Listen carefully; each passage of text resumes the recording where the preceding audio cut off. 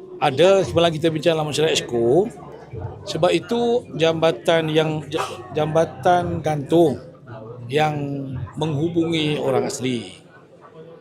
Cuma ia pernah dimohon oleh mantan Adun Cendeриang, Datuk Dr. Mah Hang Sun, dan of course bila setiap permohonan dilakukan, maka JKR dan juga UPN akan terlebih dahulu melihat kepada justifikasi dia. Pertama, berapa orang nak guna, sebab nak banding dengan kos. Adakah kenderaan berat akan lalu, adakah kereta akan lalu, motosikal akan lalu.